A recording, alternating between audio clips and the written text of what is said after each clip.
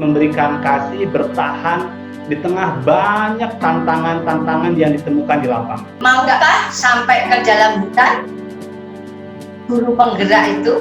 Kalau memang ingin membangun pendidikan dari pinggiran, ya harusnya ada pengadaan guru-guru untuk anak-anak pinggiran. Hanya pegang uang bupati, terus kepala dinas pendidikan untuk mendapatkan pulsa itu dengan susah payah anak-anak.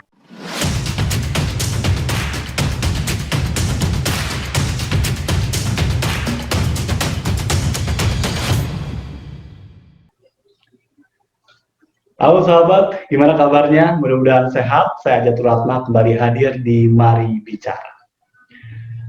Hari Guru, ini momentum yang sangat baik kita merefleksikan tentang peran guru dan bagaimana guru bisa tetap melayani, mengasihi di tengah pandemi COVID-19.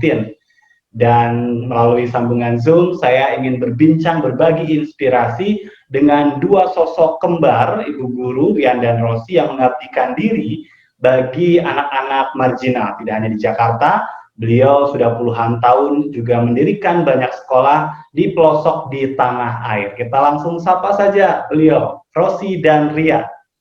Gimana kabarnya Ibu Guru?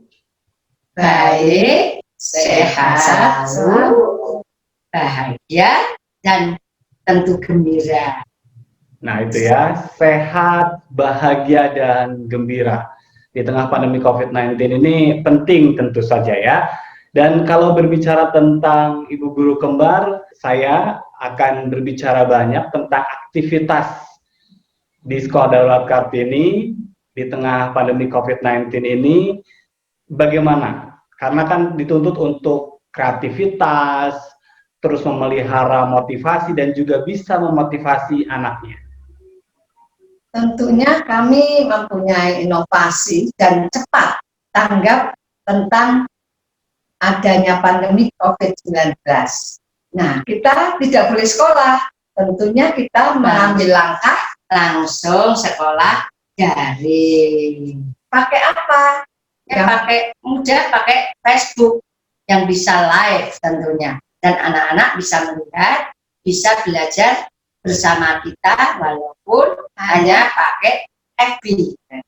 Rosi Rian, jam 8 pagi sudah kita kerjakan setiap hari Senin, Selasa, Rabu, Kamis, dan Jumat. Jadi setiap hari, sekalipun di tengah pandemi, dan sejak awal pada saat diumumkan adanya pandemi COVID-19, sekolah tidak boleh langsung bertatap muka, Ibu Guru sudah melakukan inovasi. Seperti kita ketahui bersama, Sekolah Darurat Kartini ini kan selain mengajarkan ilmu pengetahuan, melatih keterampilan, juga mencukupi ya kebutuhan pangan dari para peserta didik. Dan selama pandemi COVID-19 itu tidak putus, semua yang selama ini dilakukan itu juga tetap dilakukan dengan protokol kesehatan, dengan sekolah daring, begitu ya Bu Guru ya?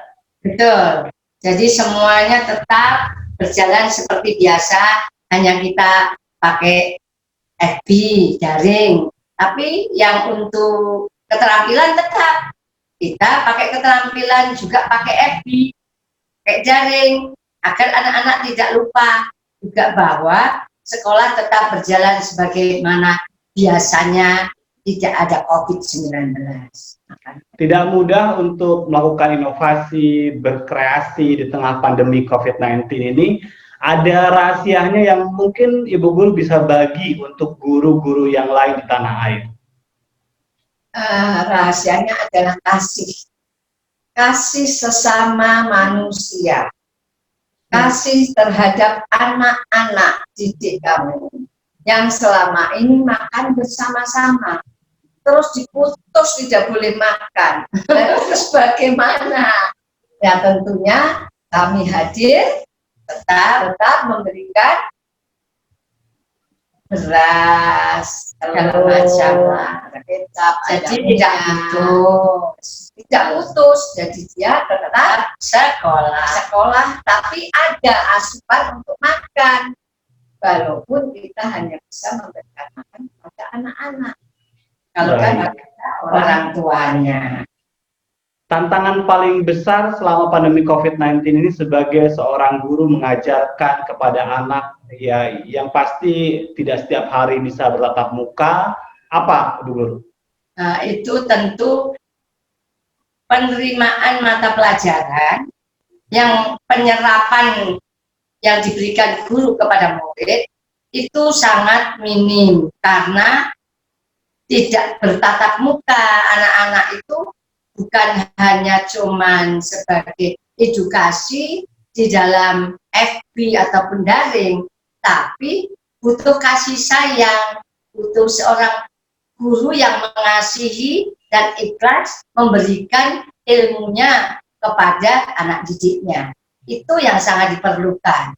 Jadi pendampingan antara mata, tatapan mata, pilihan kasih, mendengarkan guru bicara dan itu diserap untuk anak-anak, terus tentunya diserap, oh iya saya harus melakukan ini.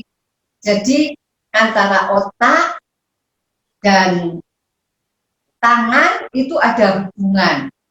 Guru memerintahkan ini diserap, terus dikerjakan. Itu kalau di daring kan tidak ada tatapan mata antara guru dan murid. Hanya sepihak, dibatasi. Digital itu kan ada pembatasan. Tidak semuanya anak bisa menyerap dengan baik. Makanya perlu tatap muka 1 minggu sekali, nah itu diulas pelajaran 5 hari, ada tatap muka 1. Nah di situ ada hubungan interaksi antara mata, mulut, dan organ tubuh lainnya yang bersentuhan dengan anak itu baru bisa. Baik, jadi selain melaksanakan pendidikan jarak jauh, ya belajar secara daring, tapi ada 1 hari kesempatan untuk anak-anak ya secara terbatas diajarkan langsung, bertemu langsung begitu ya? Betul, itu terutama yang untuk matematika, IPA, dan keterampilan.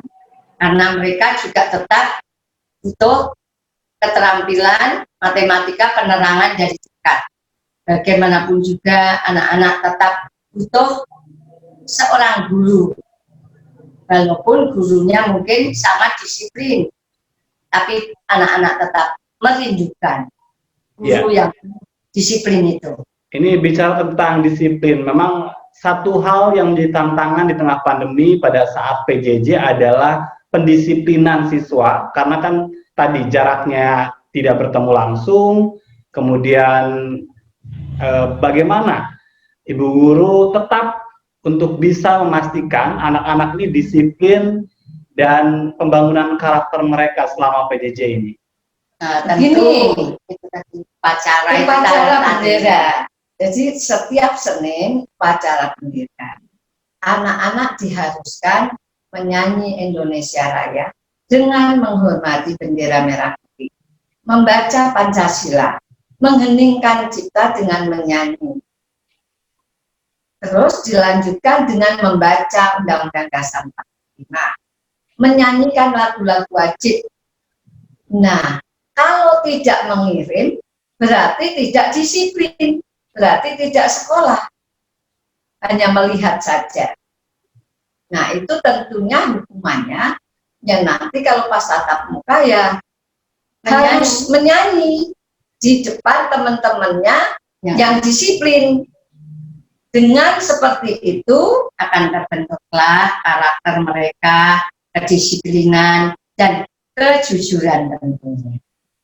Kan bilang sudah Bu, tidak ada sudah kalau di digital itu tidak ada yang hilang, makanya pasti ketahuan yang tidak mengirimkan video. Kan kita kasih uang pulsa. Nah dengan uang pulsa itu kita bisa mengevaluasi anak-anak, tugas anak-anak. Apakah ya tadi Ibu juga berupaya untuk membangun komunikasi dengan orang tua? Oh betul, kita berkomunikasi walaupun lewat WA, satu minggu kita bisa bertemu tatap muka dengan orang tuanya, kita kumpulkan, kita didik orang tuanya, kita dampingi, kita ajarkan cara mengajar anak-anaknya sendiri supaya anak-anaknya tidak marah karena sudah 8 bulan ada di rumah. Jadi caranya mengajar seorang ibu rumah tangga dan seorang guru yang sudah mempunyai pedagogi kan lain. Nah, itu kita transfer ke ibunya dulu, setelah itu ibunya mengajarkan kepada anak-anak. Nah, seperti itu. Tapi kalau mengevaluasi ya proses pembelajaran selama pandemi COVID-19 ini, Ibu guru sendiri punya hitung-hitungan nggak seberapa berhasil sih proses yang dilakukan khusus di sekolah darurat Kartini? Di sekolah darurat Kartini evaluasi itu hanya 50%. Jadi umpamanya contoh kita mendikte anak kelas 1 itu betul semua karena dia didampingi orang tuanya dan mungkin dituliskan dengan orang tuanya. Tapi begitu tatap muka kita dikte itu hanya setengah, 50%.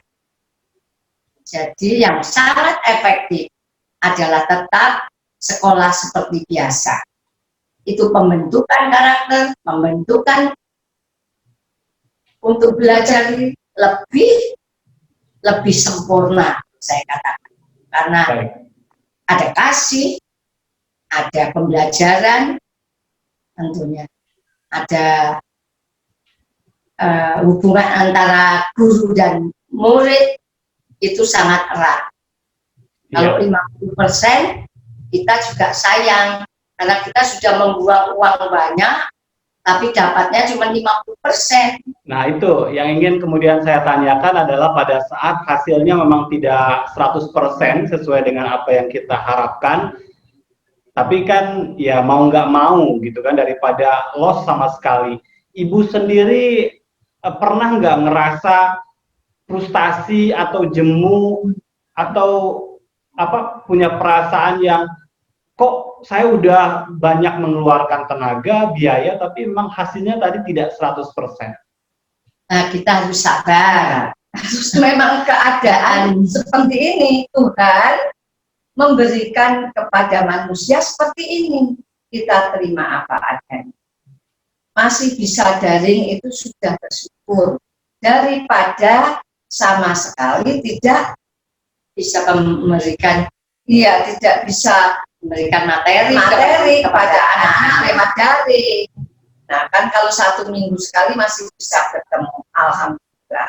Jadi kita semuanya harus mensyukuri yang diberikan oleh Allah Subhanahu wa Ta'ala. Nggak perlu kita marah dan frustasi. Untuk apa? Ini semuanya karena kehendak Allah Subhanahu wa Ta'ala, Tuhan yang Maha Besar.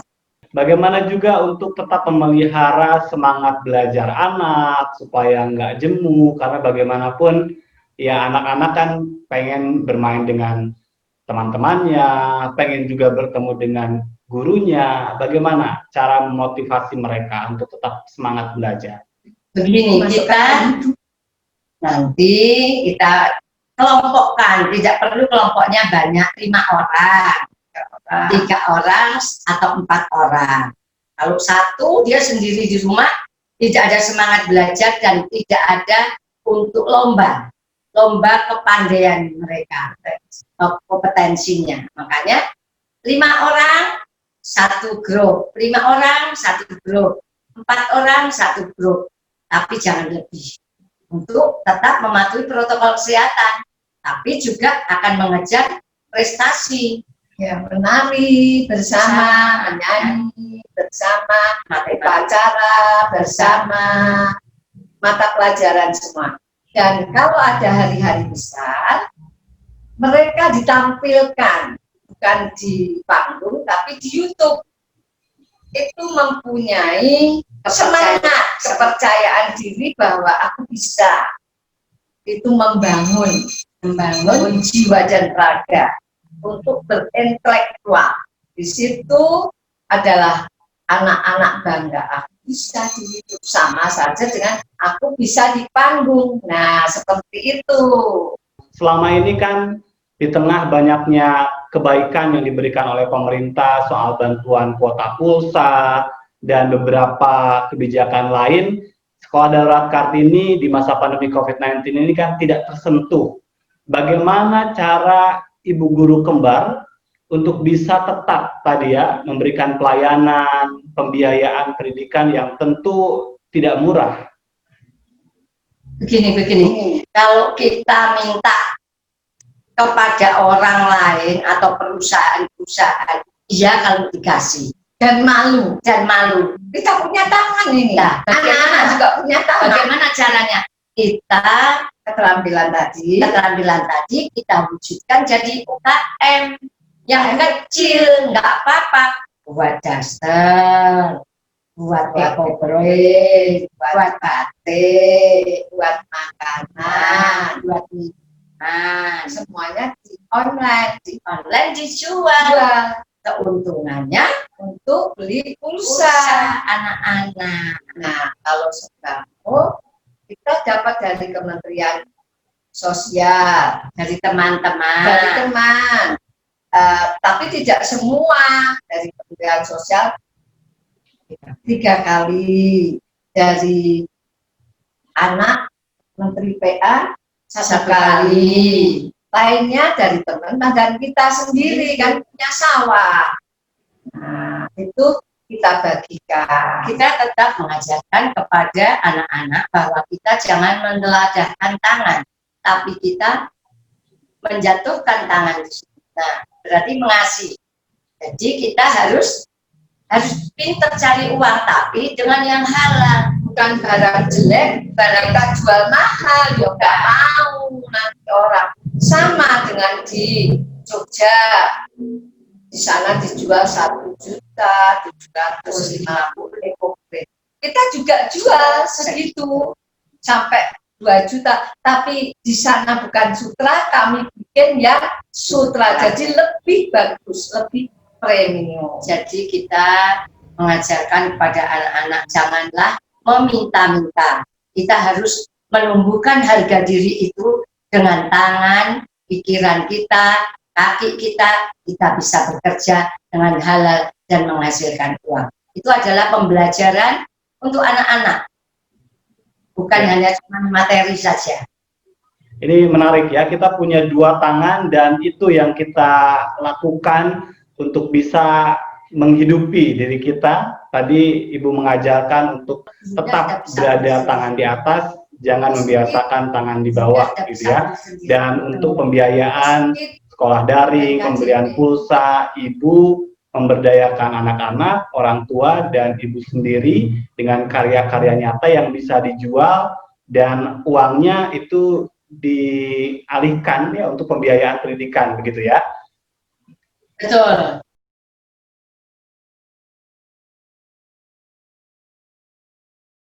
Kalau berbicara tentang bantuan ya, karena bagaimanapun kan kita tahu nih ada banyak kebaikan-kebaikan pemerintah, katanya kan ada subsidi pulsa segala macam. Nah, sekolah Ibu atau anak-anak Ibu nggak kebagian. Ada nggak ya mungkin yang ingin disampaikan, atau ya itu kan terserah pemerintah aja mau ngasih ya syukur, kalau enggak ya keterlaluan. Gimana Ibu? Ya selama ini kan mereka apalagi pulsa, pembagian KJP juga nggak dapat, kita nggak dapat, walaupun mereka harusnya dapat, bukan gurunya, tapi anak-anaknya harusnya dapat, muridnya, pulsanya itu muridnya, kalau gurunya sudah bisa beli sendiri. Terus KIT dan KJP juga bukan gurunya, itu adalah hak anak-anak untuk sekolah. Iya. Bos juga, kita kan tidak ada, sekarang sekolahan kita juga sudah mulai bocor atapnya, tapi masih belum bisa perbaiki. Nah, itu mestinya ada dana renovasi dari pemerintah, tapi kan kita tidak pernah dapat pendidikan sendiri. Padahal sebetulnya harus, itu juga anak bangsa, anak Indonesia, generasi penerus negeri ini, mestinya ya harus dibantu, harus ada keadilan sosial bagi seluruh rakyat Indonesia. Jadi murid tidak hanya disuruh baca, tapi dari pihak pemerintah juga harus adil. Baik, jadi selama ini memang tadi ya belum tersentuh beberapa kebaikan ya yang sempat disampaikan oleh pemerintah, dalam hal ini Kementerian Pendidikan dan Kebudayaan soal program-programnya. Kalau berbicara tentang keberpihakan tadi, kebijakan yang adil, kita tahu juga kan kondisi yang sama pasti juga dirasakan oleh sekolah-sekolah lain yang ada di pelosok sana. Wah, Ibu punya apa yang ingin Ibu sampaikan untuk kementerian, bagaimana caranya supaya tadi berkeadilan, merata, dan semuanya bisa ditempatkan pada posisi yang sama sebagai anak yang punya hak belajar yang sama? Itu tergantung lagi kepada pemerintah setempat, daerah-daerah. Nah, kalau kepala dinasnya tutup mata, ya memang anak-anak di pelosok yang kita hadir di sana, seperti di Kalimantan Barat, tapi di dalamnya di Papua, di NTT, di Flores, itu di Pulau Buru, itu nggak ada campur tangan dinas pendidikannya setempat. Jadi ya hidup sendiri mereka.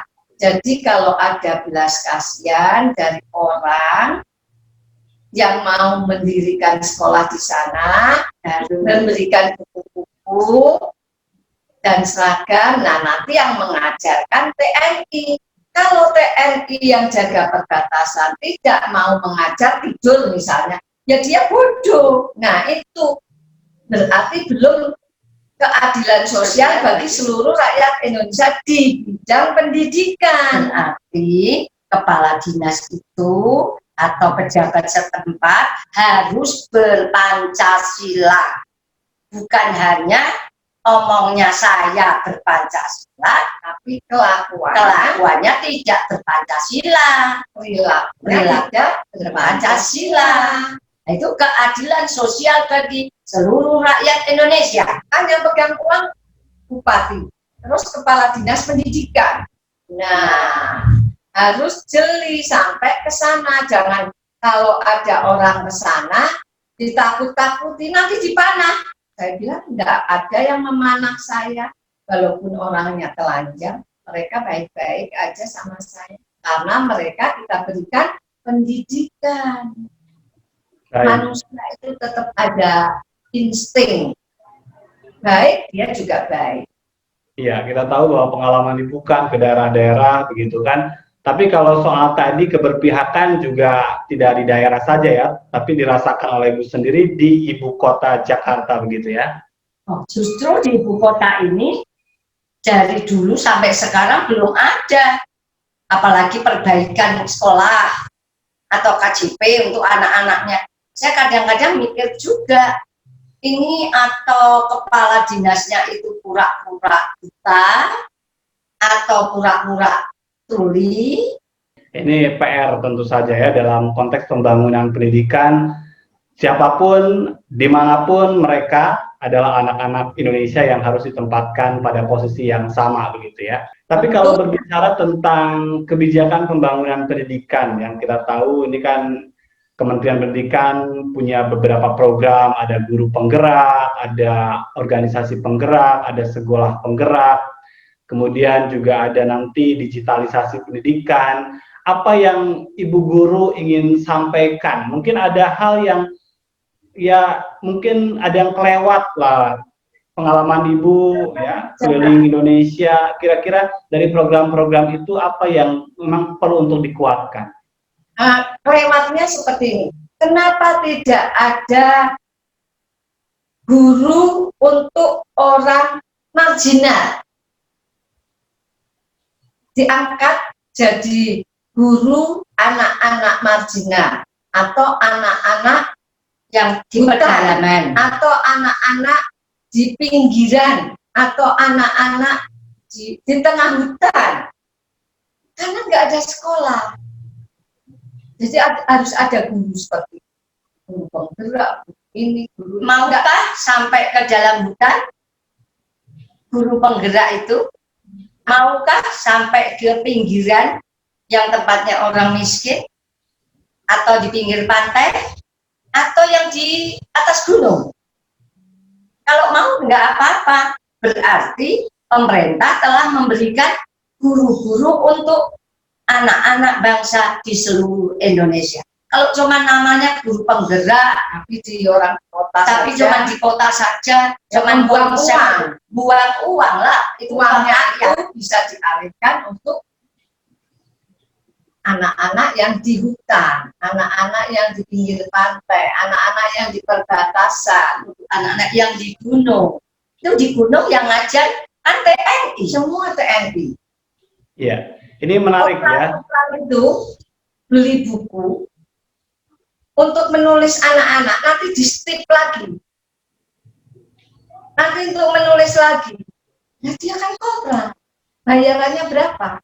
Tapi itu sudah berdedikasi untuk pendidikan, itu hebat. Itu Iya. benar. Ya. Baik, ini menarik kalau berbicara tentang harusnya pemerintah bisa menyediakan atau mengangkat guru-guru untuk anak-anak marginal, ya tadi di pelosok-pelosok atau juga di darurat metropolitan ya, karena selama ini kan yang menjadi guru bagi mereka adalah para relawan. Kalau memang ingin membangun pendidikan dari pinggiran, ya harusnya ada pengadaan guru-guru untuk anak-anak pinggiran, begitu ya Bu Guru ya? Tentu selain guru untuk guru-guru untuk pinggiran, juga materialnya. Jadi bukan cuma ngajar saja, dia itu juga susah makan loh. Jadi harus dikasih juga makan. Kalau tidak makan, mosok belajar tidak makan. Makanya ibu guru kembar juga ngajar tapi ngasih makan. Kenapa? Karena dia berangkat dari rumah tidak makan. Seperti halnya di puncak gunung. Iya. Nah, itu kan dikasih makan juga sama TNI-nya. Ayo sekolah, dikasih singkong rebus, dikasih sayur, Diajarkan menanam, terus dikasih ikan makan mereka. Nah, itu peradaban manusia loh, mengajarnya peradaban manusia dan pendidikan untuk maju. Jadi Pak TNI tidak cukup hanya dengan ilmu atau menyediakan fasilitas mengajar, tapi juga harus memenuhi kebutuhan dasar ya, ya ini kebutuhan pokok mereka. seperti murid kita, mahasiswa kita yang sudah lulus di puncak gunung Papua sana, dia kasih makan dulu sama Pak Pegunungan Bintang. Pegunungan Bintang kasih makan, setelah kasih makan baru belajar.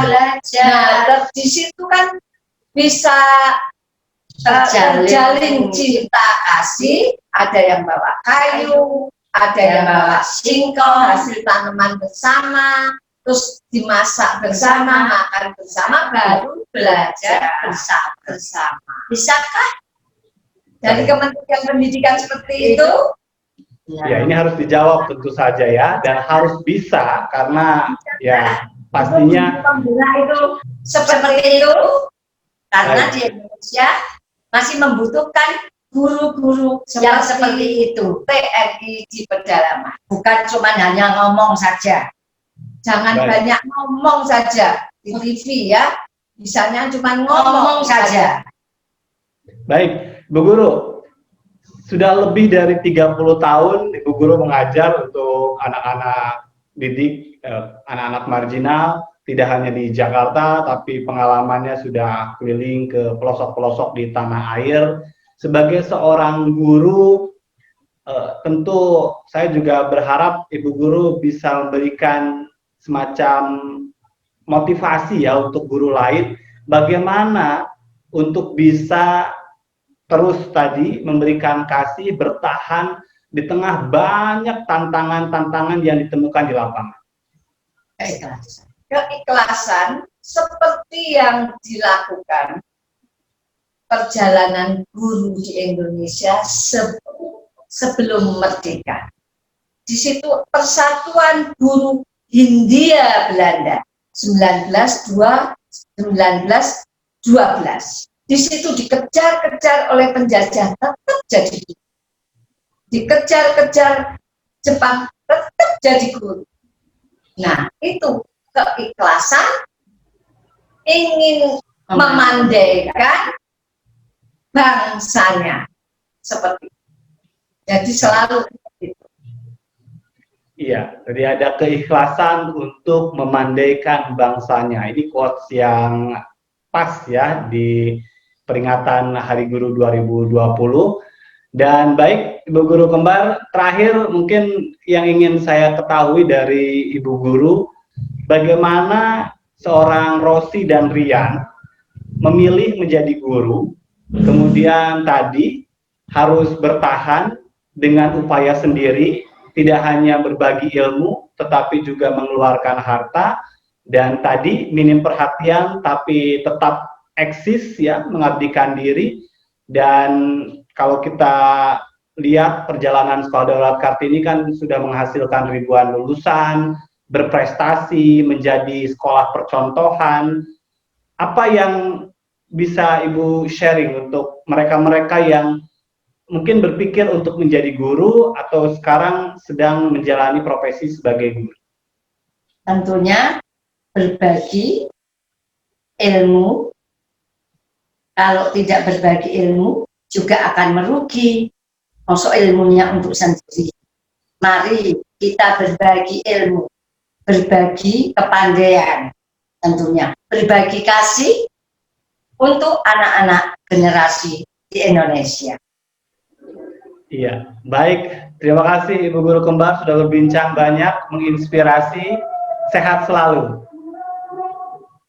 Sehat selalu juga. Terima kasih Ibu Guru Kembar, Ibu Rian dan Ibu Rosi, sangat menginspirasi, dan dari apa yang tadi kita perbincangkan, banyak hal yang menarik. Tidak hanya berbicara tentang bagaimana kreativitas dan perjuangan beliau untuk tetap memberikan pelayanan bagi anak-anak, tapi juga bagaimana pemerintah seharusnya memberikan perhatian pembangunan pendidikan dimulai dari mereka-mereka yang selama ini terpinggirkan. Begitu juga bagi kita sebagai insan terdidik untuk yuk kita berbagi ilmu, karena pendidikan ini adalah tugas kita bersama. Mari kita bersama-sama bersatu, bersinergi untuk mencerdaskan bangsa. Terima kasih atas segala perhatiannya, mudah-mudahan bermanfaat. Saya Jatur Ratna, sampai jumpa.